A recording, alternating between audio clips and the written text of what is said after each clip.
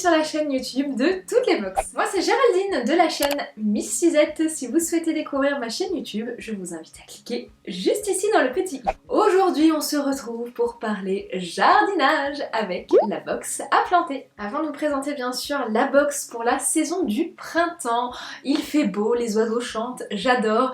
Je vais bien sûr vous rappeler rapidement le concept de cette box. Il s'agit donc d'une box de jardinage bio que vous recevez à chaque saison. Le principe est très simple, vous recevez des petits paquets de semis à faire vous-même afin de créer votre propre potager tout seul comme un grand.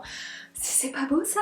À l'intérieur on retrouve 5 sachets de graines dont 3 légumes, un aromate et une fleur. Il y a également une petite surprise pour chaque saison. Donc on va découvrir tout ça ensemble.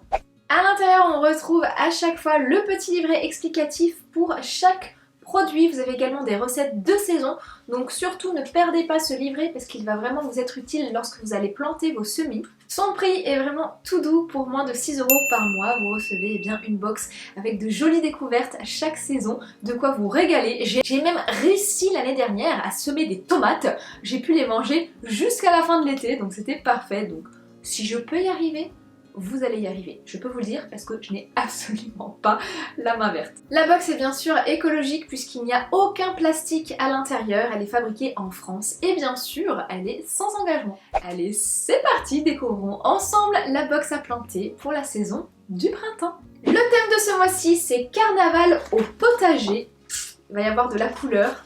Le carnaval est une période de réjouissance, et quoi de plus réjouissant que de commencer à sortir le bout de son nez. La terre comme nous se réveille de cet hiver un peu longué, on n'a qu'une hâte, passer du temps à l'extérieur. Rejoignez-nous dans la ronde pour profiter du grand air en jardinant. Alors à chaque fois ça me fait rigoler parce que les fruits ou les légumes, ils ont toujours des noms assez rigolos. Donc là c'est le haricot Blauhild. Je vous le dis à chaque fois, c'est trop marrant.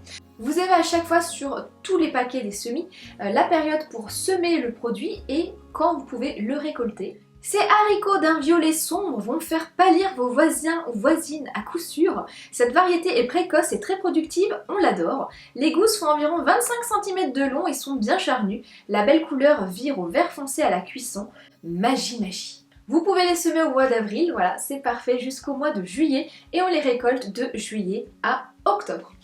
Je continue avec le chou kale de Westland. Alors le chou kale, je connais mais je n'ai jamais goûté et ça m'intrigue énormément. En plus je vois plein de super recettes passer, donc ce serait plutôt pas mal à essayer.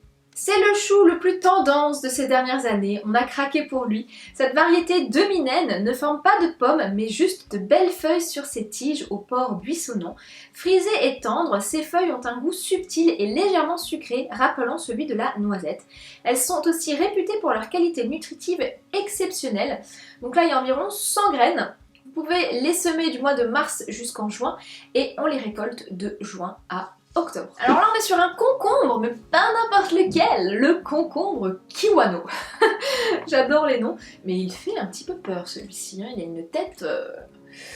Faut pas l'embêter je crois. De son nom complet, concombre cornu d'Afrique Kiwano. Voilà, il est cornu, donc c'est bien ce qui me semblait. Ce concombre a une drôle d'apparence puisqu'il est hérissé de cornes sur toute sa surface.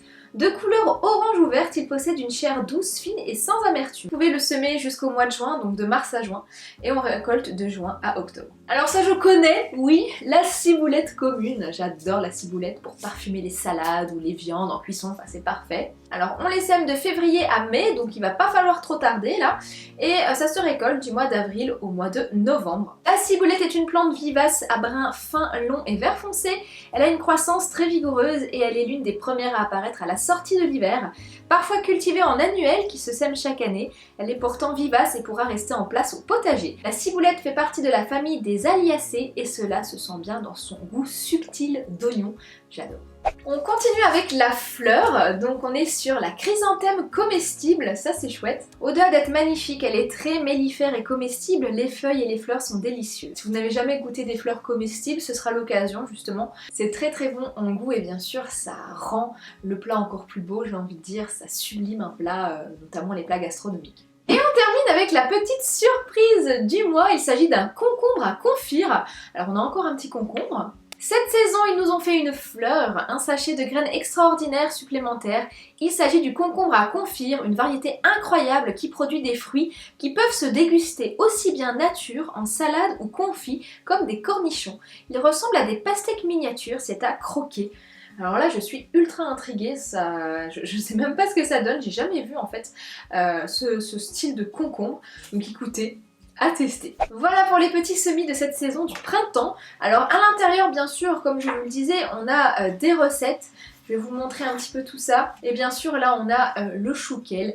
Donc, le kale dans tous ses états. Un smoothie de chou kale ou des chips de chou kale au four. Ça doit être très bon également. On a toujours les trucs et astuces du potager. Bref, vous l'aurez compris, vous avez de la lecture pour la saison. Donc, surtout ne perdez pas ce livret. Il vous sera grandement utile. Et voilà pour la box à planter pour la saison du printemps. J'espère qu'elle vous plaît. Si vous souhaitez vous abonner à cette box, je vous remettrai le lien en barre d'informations comme d'habitude.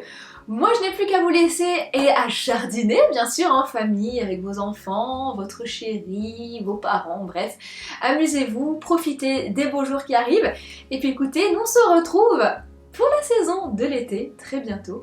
Je vous fais de très gros bisous et je vous dis donc à très vite dans une prochaine vidéo.